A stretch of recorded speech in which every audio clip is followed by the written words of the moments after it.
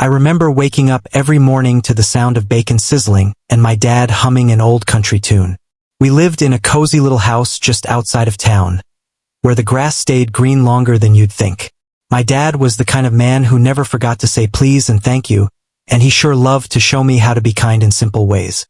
He'd tuck little notes in my lunch bag telling me to never give up, or he'd slip a candy bar onto my pillow when he thought I had a rough day at school. Mom was softer in her approach, a gentle soul who made our home glow with her presence. She'd give me big hugs and stroke my hair whenever I was sad, whispering that the world was full of good people, no matter how dark it seemed. All the warmth and love felt like it'd never end. Back then, I was just a hopeful kid with dreams about becoming a teacher or maybe a vet, but my world wasn't as simple as I thought. There were hints that life could turn sour, like that time Dad stayed home sick for a whole week and I got real scared he'd never get better. But he pulled through, and I quickly forgot about how fragile everything was. Mom always made sure I was well fed, clean, and tucked in at night. She'd read me stories about brave kids who overcame monsters, and I'd believe I could do the same. Little did I know, this golden phase of my life wouldn't last forever. Those small moments of joy would soon become memories I clung to. It was like the universe was giving me a taste of happiness before it planned to take so much away. I can still see the exact moment my world turned upside down. I was sitting on the couch with my socks mismatched, watching cartoons, when Mom's phone started buzzing like crazy. Dad had been in and out of the hospital for a while, complaining of these awful headaches. But I was only 10, so I didn't fully get it. Mom grabbed her keys and rushed me out the door, and I remember the drive to the hospital being so quiet except for her shaky breathing. I knew something was really wrong because she didn't even bother telling me to buckle up twice like she usually did. The fluorescent lights in the hospital hallway burned my eyes. Doctors and nurses were rushing around like they had a million emergencies happening at once. When we finally found Dad's room, he looked so pale, and the sight made my stomach twist. His voice was weak, but he kept insisting everything would be fine. He reached out to squeeze my hand, and I felt a jolt of fear shoot through me, like I was about to lose something I couldn't live without. We tried to keep our hopes up, but the doctors gave Mom a grim look. I heard words like inoperable tumor and not much time. I didn't know exactly what those words meant, but the terror in Mom's eyes told me we were past the point of cartoon-style happy endings. A couple weeks later, Dad died in his hospital bed. I don't remember much about the funeral, just the suffocating sadness that filled every room. It was like someone turned the lights out on my world. Right then, I knew my life would be split into two parts, before Dad's death and after. Life after that was a blur of black clothes, forced smiles, and a feeling that home wasn't really home anymore. I was only 10, but it felt like I'd aged way beyond that. Mom did her best to keep the household running. She took on all kinds of odd jobs, sometimes juggling 2 or 3 at once. She worked morning shifts at a local diner, then she'd head off to a part-time gig cleaning offices in the evening. She'd come home exhausted, her eyes heavy, but she still managed to ask me how school was. I'd try to shrug it off or say everything was fine, even though we both knew it wasn't. Bills piled up faster than we could keep track of, and there were times we had to choose between paying the electric bill or getting groceries. But Mom never let me see the worst of it. She'd tell me not to worry, that we'd figure it out. Sometimes I felt guilty about how much she was sacrificing for me. I wanted to help, but all I could do was keep my grades decent and help around the house. In quiet moments, when she didn't think I was looking, I'd see tears slip down her cheeks. That hurt more than anything else. In spite of it all, she kept a gentle reassurance in her voice whenever she talked to me. She'd say Dad was watching over us and we just had to be strong. I couldn't help thinking maybe I was a burden, though I never said that out loud. We went on like this for several years, our bond growing stronger through shared grief and survival. It wasn't the life I'd pictured, but we held on to each other, hoping for better days. 10 years after Dad's passing, I was 20 and trying to find my footing in the world. Mom got a job at a local warehouse that mostly dealt with shipping and receiving. It wasn't glamorous, but it paid a bit more than her last job. She was excited about finally catching a break, even if it meant long hours in a tough environment. I remember her coming home one evening, smelling like cardboard and old coffee, but her smile was still bright. She said, "Lily, we're gonna make it. I can feel it." I wish I could say we did. A couple of weeks later, there was a massive electrical fire at her workplace. By the time I got the call, I was already worried because she was late. I rushed down to the scene and the place was crawling with firefighters. Smoke was still pouring out of the windows and the air was thick with sirens and shouting. I was in absolute shock when they confirmed that my mom was one of the casualties. Everything after that felt surreal. Planning another funeral, hearing people say, "I'm so sorry for your loss," over and over, it was like my life had turned into one long nightmare. I couldn't believe that after losing Dad, I had to say goodbye to Mom too. All the warmth and reassurance she'd provided was gone in an instant. My world felt like it had collapsed into a heap of ashes, mirroring the fire that took her away. There was a hollow spot in my chest, and I wasn't sure if I'd ever fill it. Standing by her coffin, I whispered that I loved her and that I'd try to be strong. But I really didn't know how I'd go on without her. After losing Mom, I was officially on my own. I had no siblings, no close relatives I could count on. The house we once shared felt like a sad echo chamber. Every little noise reminded me of what I'd lost. I tried to keep it together, but some days I couldn't even get out of bed. My phone rang with well-meaning friends and distant family members asking if I needed anything. But they all had their own lives and I didn't feel comfortable burdening them too much. The loneliness was crippling. I'd look in the mirror and not recognize myself. I had dark circles under my eyes from crying or staying up all night, unable to sleep. The bills kept coming though, and I realized I had to find a way to pay the rent. The meager savings Mom left behind vanished quickly. I applied for job after job, but it was tough out there. Most positions required experience or skills I didn't have. My confidence was at rock bottom. Sometimes late at night, I felt like screaming at the universe for dealing me such a crappy hand. But part of me heard Mom's voice telling me to keep going. I remembered Dad's lessons about honesty and never giving up. I didn't want to let them down even though they were gone.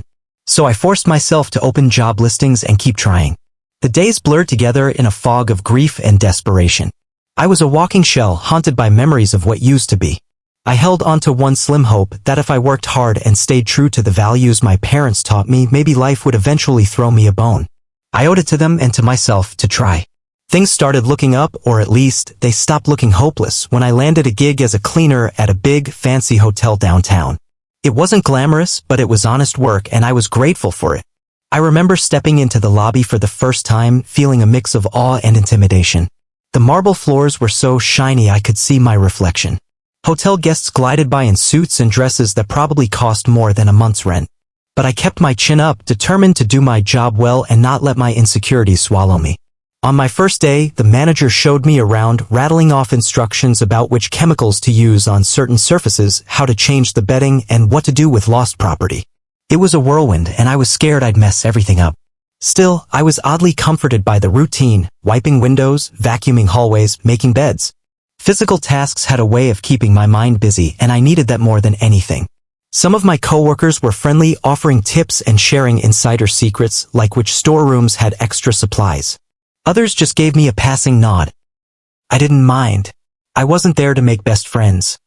I just needed to earn a paycheck so I could keep a roof over my head. I'd clean each room carefully, my mother's voice echoing in my head, telling me to always take pride in my work. Even if I was just scrubbing floors, at least I was doing it honestly. And that, in a weird way, helped me sleep a little better at night. After all the loss, I wanted a fresh start, and maybe this was the first step toward building some semblance of a life again. It didn't take long for me to notice that not everyone at the hotel thought highly of cleaners. A few front desk folks and servers looked at me with thinly veiled contempt, as if I was invisible until they needed me to mop up a spill or clean up some gross mess a guest left behind. I overheard whispers and giggles sometimes, mostly about how I was too pretty to be doing such backbreaking work. One jerk in particular made a snide comment. "Girl, with a face like yours, you could make easy money on the side." I felt my cheeks burn with anger and embarrassment. I didn't let it get to me. Not much, anyway. I'd remember my dad telling me that dignity comes from honest work, no matter what that work is. There were nights, though, I'd go home and wonder if maybe I was stuck in a dead-end job that made people see me as less. But I never let that doubt linger too long, because I knew the path I wanted to walk. I'd rather work my tail off scrubbing floors than compromise my values for quick cash. Plus, I kept thinking of my mom, who juggled all those jobs just so I could have a chance at a decent future. If she could do it, I sure could too. Still, the mockery at the hotel lingered like a bad odor. I tried to ignore the smirks and occasional crude jokes, choosing instead to focus on the tasks at hand. Occasionally, I'd come across a kind soul who'd give me a friendly smile or share a piece of gum during break. Those small kindnesses felt like a lifeline in an environment where disrespect often lurked right around the corner. I learned to hold my head high no matter what. Alone in the supply closet, folding towels or checking my cleaning products, I often found myself talking silently to my conscience. It was like a habit I developed to stay grounded in the midst of all the sneers and insults. I'd remind myself of the lessons my parents taught me, replaying their words in my head. Dad's voice would pop up, telling me that honesty was non-negotiable. Mom's gentle tone would drift through, reminding me that no matter how tough life got, there was always a place for kindness. Sometimes I'd think about the possibility of taking shortcuts. What if I just pocketed a few bills lying around in a room? Would anyone notice or care? But the thought always made my stomach twist. I knew my parents raised me better than that, and even if the money could ease some of my financial stress, it'd poison my sense of self. I wasn't going to cross that line. Another dark thought was the suggestion people kept hurling at me using my looks for quick cash. But that felt even more alien. I couldn't stomach the idea of selling my body, not after everything I'd been through. It went against every bit of dignity I had left. During these quiet moments, surrounded by the smell of cleaning detergents, I'd almost feel my parents' presence.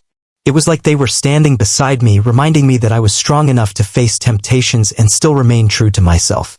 These little pep talks helped me keep my moral compass steady. Life had already kicked me down more times than I cared to count, but I refused to become someone I didn't recognize. My conscience was all I had left, and I intended to protect it at all costs. One especially grueling day, I just about finished cleaning every room on my list except one. My back was sore and my feet were on fire. I felt like I'd been running a marathon around the hotel. I remember leaning against my cleaning cart in the hallway, mentally pep-talking myself to push through just one more room. It was on the top floor, which usually meant a bigger space, probably a suite reserved for wealthier guests. I sighed, adjusting my ponytail, and forced myself to wheel the cart in that direction. Every step felt heavier than the last. I really just wanted to go home, put on some old pajamas, and not think about anything for the next 12 hours. But rent wasn't going to pay itself, and I didn't want to let anyone say I slacked on the job. So I took the elevator up, and those bright overhead lights made me wish I could hide under a blanket. When I finally reached the door, I paused to catch my breath. My stomach rumbled, reminding me I hadn't eaten anything substantial since my rushed breakfast. I swiped the master key to unlock the door and found the room dark, curtains drawn. I flipped on a lamp, ready to tackle whatever mess waited. But something felt off. There was an odd stillness in the air.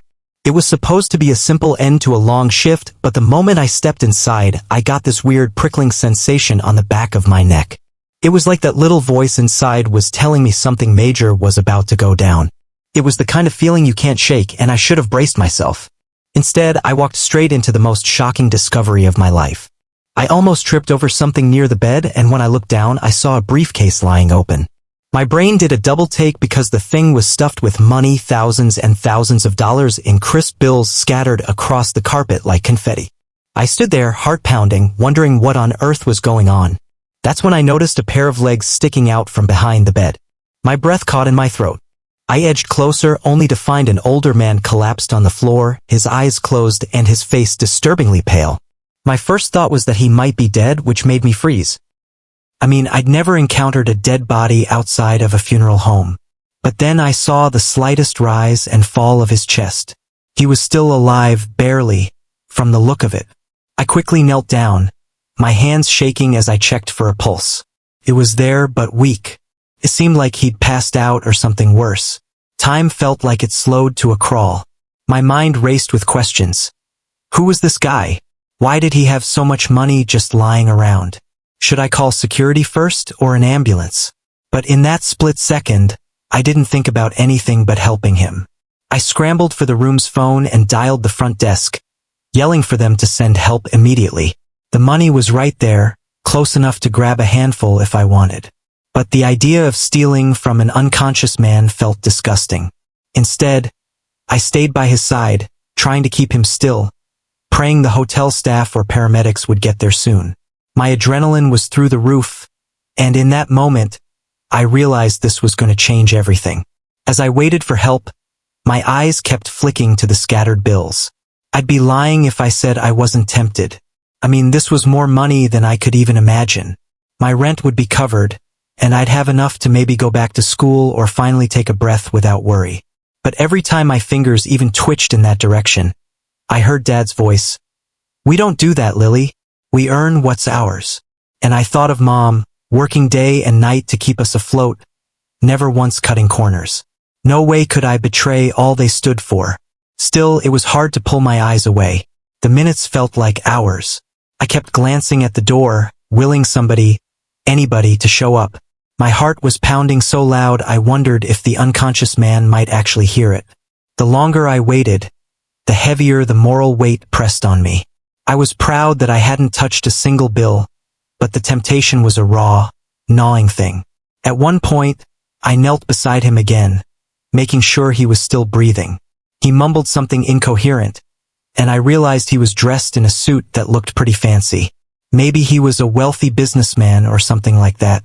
My mind spun with possibilities. The money could have been for a shady deal, or maybe he was just traveling with a large sum for legitimate reasons. Either way, it wasn't my place to assume or judge. I just wanted him to pull through.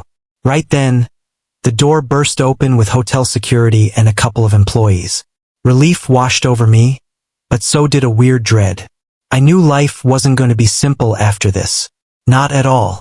Without a moment's hesitation, I told security we needed an ambulance. The sight of all that cash made them do a double take, but I was more worried about the old guy's health. People started scrambling. Some whipped out their phones to call 911. Others radioed the hotel manager. I stayed put on the floor, right next to the man, trying to make sure he didn't stop breathing or choke. When the paramedics finally showed up, it felt like a whirlwind. They came rushing in with a stretcher, taking his vitals and asking me rapid-fire questions. Did I see him collapse? Did he say anything before losing consciousness? Was he taking any medications? I answered as best I could, explaining how I found him. I also made sure to point out the briefcase full of money. I didn't want them thinking I was hiding anything. They lifted him onto the stretcher, and I noticed how frail he looked. He might have been in his 60s or 70s, definitely old enough to be someone's grandpa. The paramedics told me they were taking him to the nearest hospital, and without really thinking it through, I volunteered to go along. The security guard looked at me like I was crazy, but I felt responsible in some weird way. I guess that's just who I am. I can't walk away when someone's in trouble. They let me hold the briefcase, which was kind of surreal. Here I was, standing in a fancy hotel suite with more money than I'd ever seen, accompanying a stranger to the hospital. As I walked behind the paramedics, I felt the eyes of my coworkers and the hotel manager fixed on me. I had no idea what this all meant, but I knew my life was about to get flipped upside down. Jumping into the back of the ambulance, I kept my hands tight on the briefcase. My mind raced with questions I couldn't answer. The paramedics worked frantically, checking the old man's heart rate, hooking him up to an oxygen mask, and calling in updates to the hospital. The inside of the ambulance was cramped and bright, the air thick with the smell of antiseptic. Sirens wailed outside, and the city lights blurred through the windows. I remember thinking about the last time I was in an ambulance. That was when Dad first got really sick, and we rushed him to the hospital. I hated that memory, the sense of helplessness. But this time, I was trying to help a complete stranger. Something in me needed to make sure for this man, at least until real doctors took over. My heart was pounding, adrenaline still coursing through me. Every bump in the road made me tighten my grip on the briefcase. I was terrified the latch might pop and money would spill everywhere. Then I'd look like some thief, or worse, a total idiot who couldn't hold it together. But nothing happened. The old man's eyelids fluttered for a moment like he was about to wake up, but then he fell right back into unconsciousness. The paramedics exchanged concerned glances which only made my stomach twist in knots. When we finally pulled up to the hospital, they hustled him out on the stretcher and rushed inside. I stumbled out behind them, still clutching that briefcase like it was a lifeline. I could almost feel the weight of each dollar, but more than that, I felt the weight of the decision I'd made to do the right thing. The emergency room was a blur of chaos, people moaning in pain, doctors and nurses shouting instructions, the constant ding of medical equipment. After explaining the situation to a stern-looking nurse, I was told to wait in the lobby. So I sat there with the briefcase on my lap, feeling completely out of my depth. My work clothes were dirty and wrinkled, and I was pretty sure I smelled like cleaning chemicals. Next to me, the briefcase with its crisp bills seemed to belong to a whole different world. I tried to focus on the hum of the vending machines or the flicker of the overhead lights, anything to keep from spiraling. But my mind kept drifting back to Dad and then to Mom. Hospitals had always been places of loss for me, and I couldn't shake the dread coiling in my stomach. I remembered the nights I spent huddled in these waiting areas, praying for a miracle that never came. Now I was here again, but for a stranger. The clock on the wall seemed to tick louder with each passing minute. Hours crawled by, and I got antsy, pacing back and forth, occasionally flipping open the briefcase just to make sure the money was still there. At one point, a security guard asked if I was okay, and I mumbled something about waiting for news on a patient. He didn't push me for details, thank goodness. Eventually, exhaustion hit me like a truck. I sank back into one of those uncomfortable chairs, longing for a shower and a bed. But I couldn't leave. My gut wouldn't let me. Even though I was just a cleaner who stumbled upon this man, something told me to stick around. Maybe it was the hope that this time, the story would have a better ending. It was somewhere around dawn when a nurse came over looking for me. I sprang up, heart pounding, half expecting the worst. She said the old man had stabilized and was asking for me, well, not for me by name, but for the person who found him. I nearly tripped over my own feet rushing to his room. The briefcase jostled in my hands as I tried to keep it balanced. The nurse pointed to a curtained-off area, and I slipped behind it with my stomach in knots. He lay there, pale but conscious, and a drip in his arm. His eyes flicked to me, then down to the briefcase, and he gave a weak nod of recognition. I stammered something about how glad I was that he was okay.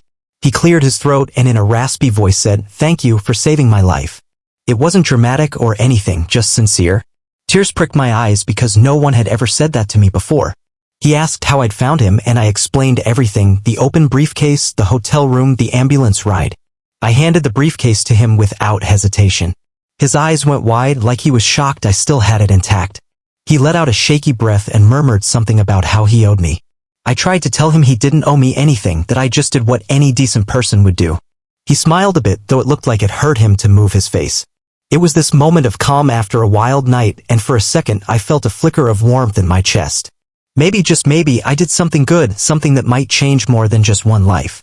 As he gathered enough strength to talk, he asked me for my name. When I told him it was Lily, he said it a few times like he was trying to commit it to memory. Then he thanked me again, this time more formally. He said something about how it wasn't just that I saved his life, but that I didn't help myself to any of his money. He told me he knew what temptation felt like and that I'd shown character by resisting it. I blushed, not really knowing how to respond. I mean, I just did what I thought was right. He introduced himself as Mr. Carlson, though he didn't get into his background yet. He just said he was grateful. You could see in his eyes that this experience shook him up pretty badly. It must have been terrifying to collapse alone in that suite, not knowing if anyone would find him or if the next person to walk in would rob him blind. It struck me then that, no matter how much money you have, if your health fails, you're as vulnerable as anyone else. He asked if I'd stick around a bit longer. He was worried about the hospital bills, ironically, even though it seemed he had plenty in that briefcase. But money doesn't solve everything, and I could tell he wanted some moral support. So I stayed, pulling up a stiff-backed chair to his bedside. We talked a little, well, mostly him asking questions about me, my work, my family. I kept it vague, not wanting to dump my tragic backstory on him. Still, I couldn't hide the sadness in my voice when I mentioned my parents were gone. He gave me this look of compassion that almost made me choke up. I realized then, something deeper was happening here. Eventually, I had to return to the hotel because, let's face it, I still needed my job. Mr. Carlson was stable and the doctors wanted to keep him for further tests. Before I left, he squeezed my hand in thanks, telling me he'd be in touch. I nodded, figuring that was just a kind way of wrapping things up. But a small part of me felt like this wasn't the last time I'd see him. When I walked through the hotel's entrance, I felt like I had a spotlight shining on me. Everyone was gawking, whispering about how I took off in an ambulance with a mysterious guest. A couple of my coworkers asked if I was all right. I explained the basics, that I found a guest in need and helped him. That wasn't juicy enough gossip for some, so rumors started swirling. A few people whispered that I'd discovered a stash of money and run off with it. Others speculated I must have been hooking up with the old guy. It was infuriating, but also kind of what I expected. The manager called me into her office wanting a full report. I told her exactly what happened, leaving out any personal stuff from Mr. Carlson that might be sensitive. She seemed relieved that I hadn't caused any trouble, but I could sense she was wary. She reminded me I still had a job to do, and that was that. No congratulations, no pat on the back. Just a curt nod. I shrugged it off, trying not to let it sting. At least I wasn't getting fired. I tried to go back to my normal routine, cleaning rooms, restocking supplies, avoiding the side eyes from coworkers. But something had definitely changed. Even though I looked the same and did the same tasks, I felt different. I'd taken a step onto a new path, and there was no turning back now. 2 days later, I was halfway through my shift, quietly wiping down a sink in one of the guest bathrooms, when a coworker poked her head in and said, "Hey, Lily, you got a message in your locker." I thanked her and hurried to the staff room. Stuff in my locker usually meant a note from management or maybe a shift schedule update. But when I opened it, I nearly dropped my cleaning rag. There, sitting on the top shelf, was a sealed envelope that felt surprisingly heavy. My name was written on it in neat cursive handwriting. Heart pounding, I ripped it open. To my shock, it was stuffed with money. Several thick bundles of crisp bills. My fingers trembled as I counted it, my brain reeling. Tucked alongside the cash was a note that simply read, "See me in my office. The CEO." My first thought was, CEO? What CEO? I mean, I knew the hotel was part of a larger chain, but I'd never even glimpsed the top executives around here. Panic set in. Was this some kind of test? I quickly shoved the envelope back into my locker, looking around to see if anyone was watching. My mind raced. Did the boss think I did something wrong? Was I being bribed? Or was it from Mr. Carlson? But he was just a guest, right? I didn't remember him saying anything about running this place. Sweaty-palmed and dizzy with questions, I locked up and walked down the corridor towards the executive offices. Each step felt like I was inching closer to a cliff's edge. Staff members I passed gave me curious looks. Maybe word had gotten around.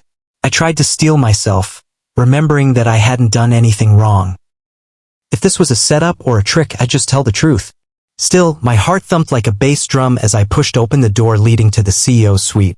The reception area was all polished glass and leather chairs, way more upscale than anything I'd ever seen at the hotel. I told the receptionist I was there to see the CEO. She gave me a once-over, clearly noticing my rumpled uniform, and then spoke into a phone announcing my arrival. Moments later, she handed me a security badge and pointed me down a hallway toward a big wooden door. My stomach was doing somersaults. Every step echoed as I walked, heightening my anxiety. My mind spiraled through possibilities. Maybe the envelope was a trap. Maybe the CEO wanted to punish me for skipping out on work even though I'd saved a man's life. Or could it be something else entirely? Part of me wondered if it had something to do with Mr. Carlson, but that made no sense. I didn't even know who the man truly was. Finally, I reached the door. I took a deep breath and knocked. A voice invited me in, and I turned the knob with shaky hands. Inside, the office was massive, lined with floor-to-ceiling windows overlooking the city. Behind a grand desk sat a figure that made me pause in my tracks. It was Mr. Carlson, the very man I'd found collapsed in the suite. He looked better, color in his cheeks, sitting upright, wearing a tailored suit that screamed power and wealth. My jaw practically hit the floor. He nodded, motioning for me to come closer, his eyes showing a glint of warmth and gratitude. "I managed a week, Mr. Carlson?" He smiled slightly and leaned forward, resting his hands on the desk. "Lily," he said, "I'm really glad you came." My heart pounded and my mind reeled. The reality hit me like a truck. He wasn't just some random guest. He was the top boss, the guy who owned this whole place, and he'd been waiting for me. It took me a moment to wrap my head around it, but there I was, standing in front of the man who'd collapsed in that hotel room, now revealed as the CEO of the entire chain. My thoughts scrambled. I realized that briefcase full of money made more sense now. Billionaires sometimes carry large sums for who knows what reason. Still, it was hard to believe the same fragile person I'd rushed to the hospital was this powerful business mogul. He invited me to sit, his tone gentle, which surprised me. I expected a big, intimidating presence, but he just seemed thankful. He apologized for not revealing his identity sooner, explaining that he values his privacy when traveling. He checked into the hotel under a different name, trying to keep a low profile. That's why no one at the front desk had mentioned it was him. Then he started talking about what happened that night, how my actions, calling for help, safeguarding his briefcase, weren't just decent, they were extraordinary. He'd heard that cleaners in this industry sometimes face temptation or they get overlooked entirely. He couldn't get over the fact that a young woman faced with so much money still chose to do the right thing. His eyes got a bit misty when he said it reminded him of the goodness in the world he feared was gone. I didn't know what to say. My mind flashed to Dad's and Mom's faces. They were the reason I did what I did, simple as that. I tried to keep my composure, but tears welled up when I realized he was genuinely grateful. He wasn't looking down on me or judging me. He was thanking me. Sitting there, in that plush office, I felt a surge of relief, like maybe all the pain and loss I'd been through had a purpose. I'd stuck to my morals and it led me right here. When he started to talk about wanting to thank me in a meaningful way, I couldn't hold back anymore. Tears just started rolling down my cheeks. I was mortified, crying in front of this powerful CEO, but he didn't seem to mind. He waited patiently for me to find my words. I told him about my parents, how they'd always preached honesty and hard work. I explained how I'd lost them both and was basically on my own. I mentioned I was grateful just to have a job, even if it was as a cleaner, because it was an honest living.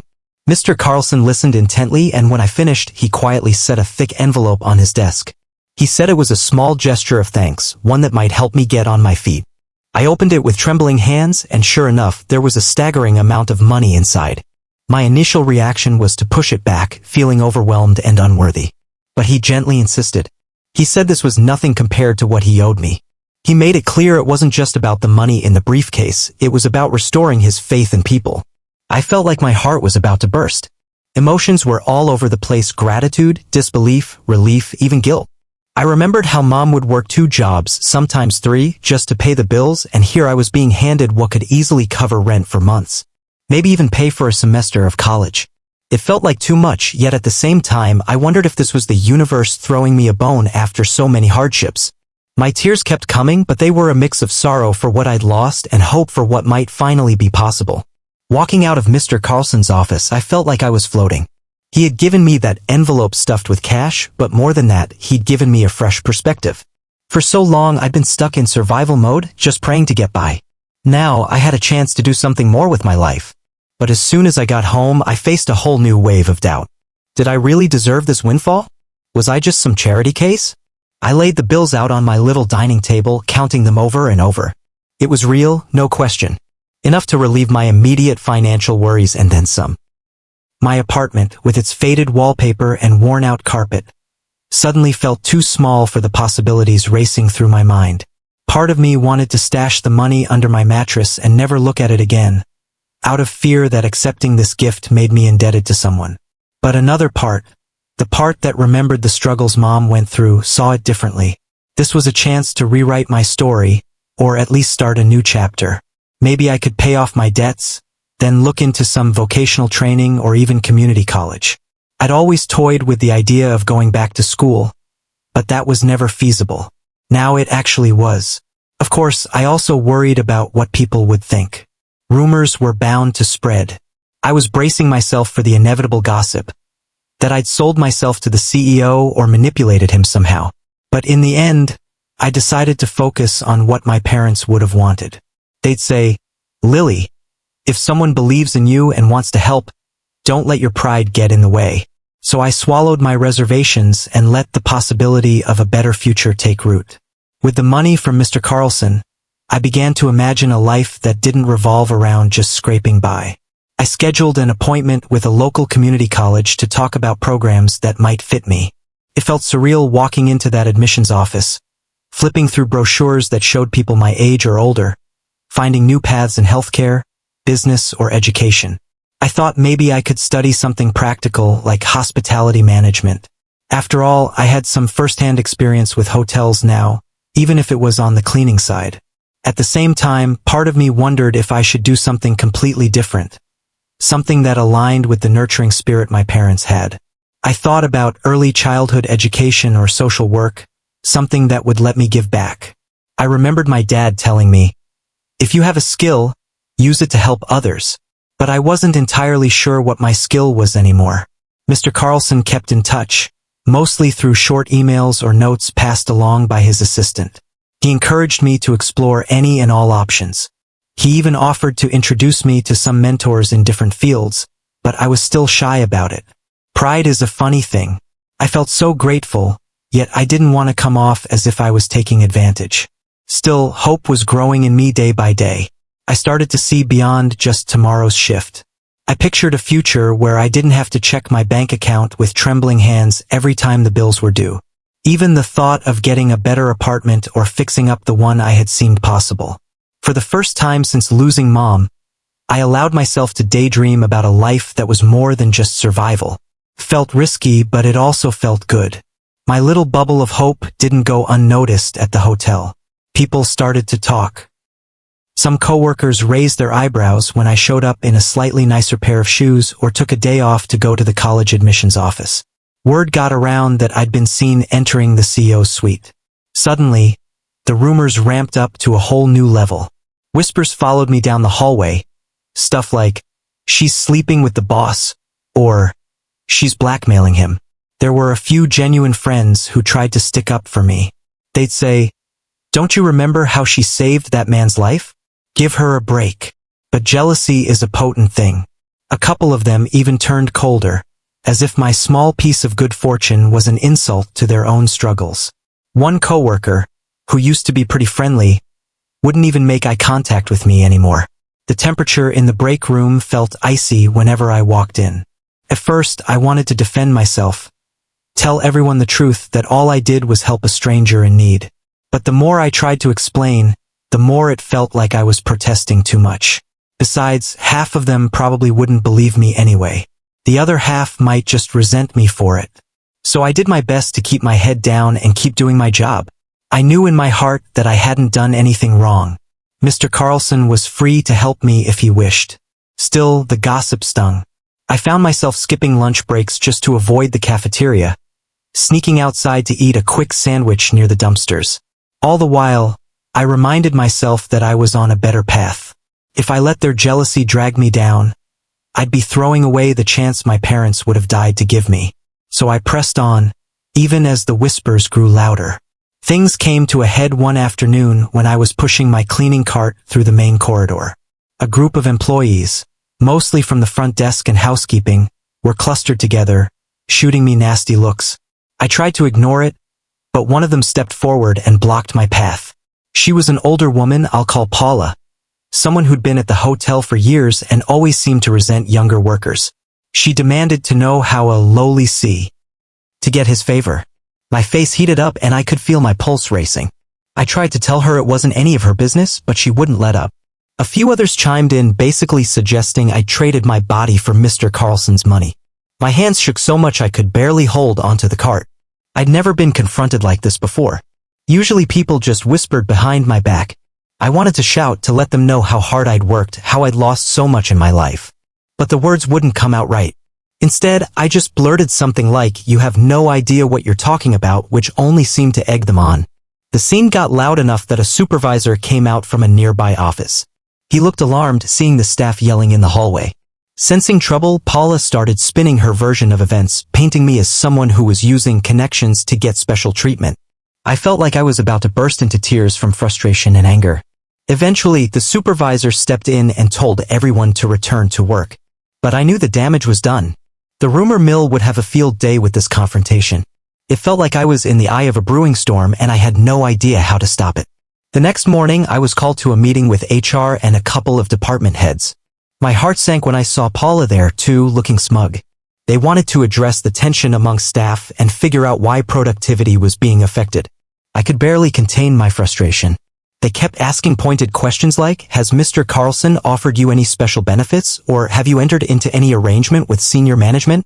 At first, I tried to keep my cool, explaining that I simply helped Mr. Carlson when he was in distress. I didn't have any kind of secret deal with him. But the HR manager kept pushing, so finally I raised my voice, which is so not like me, and said I found him passed out. I called 911.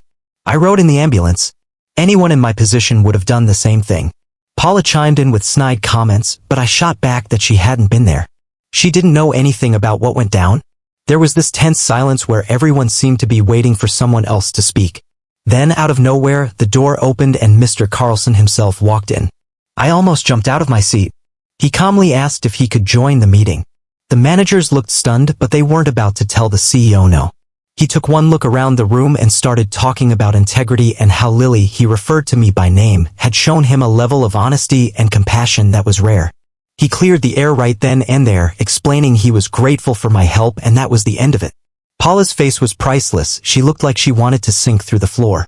Mr. Carlson defended me in front of everyone, making it crystal clear that I hadn't done anything wrong. I left that meeting feeling both drained and victorious, a strange mix of emotions flooding my mind. After the meeting, I tried to return to my routine, but I felt shaken. Standing up for myself in front of HR and my coworkers had dredged up a lot of old feelings, the raw vulnerability I'd felt when I lost Dad, then Mom. It was like every time I tried to move forward, life tested me, pushing me to see if I'd break. That night, instead of collapsing into bed, I found myself sitting at the tiny kitchen table in my apartment, staring at a photo of my parents. It was a snapshot of the three of us on a summer day at some local fair, back when I was maybe 8 years old. We were grinning, cotton candy in hand, looking so happy. Tears pricked at my eyes because I missed them so fiercely I couldn't breathe. The pressure of everything that had happened, the inheritance from Mr. Carlson, the gossip at work, the meeting where I had to defend my name, pressed down on me. I wished I could call Mom and tell her about it or have Dad remind me to keep my chin up. In that quiet moment, I let the memories flood in. Dad teaching me to ride a bike, Mom singing lullabies in her soft voice, their comforting presence that felt like home. I realized how much of my strength came from them, from the lessons they taught me about honesty, perseverance, and kindness. And now it was my turn to carry that torch, even if it felt heavy as hell. I promised myself right then that I'd use this new opportunity to make them proud. I'd push forward with the plans I was making, whether it was school or some other path. The past would always be with me, but it didn't have to trap me. Their memories could guide me, give me courage, and remind me of who I was at my core. Time seemed to speed up after that. I got more serious about enrolling in courses and looking at potential career paths. Mr. Carlson even offered me a sort of scholarship. He wanted to cover tuition if I decided to go to college full-time. That kind of generosity was overwhelming, but also exciting. Suddenly, I had real options. I wasn't just a cleaner in a big hotel anymore. I was a woman with a future, and that was a heady realization. I spent a few sleepless nights drafting out different scenarios. I could study hospitality management and maybe move up in the hotel chain. I could pivot entirely and pursue social work, aiming to help kids in the foster system or people who'd lost their parents like I had. Every choice felt huge, but also promising. I had to shake off the voice of doubt in my head telling me I didn't deserve any of this. Because deep down, I knew my parents would be cheering for me if they were around. Meanwhile, the hotel environment slowly began to cool down. Paula mostly kept her distance, and the manager was more polite to me than ever, probably due to Mr. Carlson's influence. Some coworkers were still standoffish, but at least the hostile stares had diminished. And a few even came up to me, saying they admired how I handled the situation. One or two shyly asked if I had any leads on better positions. I realized that standing at this crossroads wasn't just about me. If I could prove that an ordinary person from a humble background could make it, maybe it'd inspire others to dream bigger.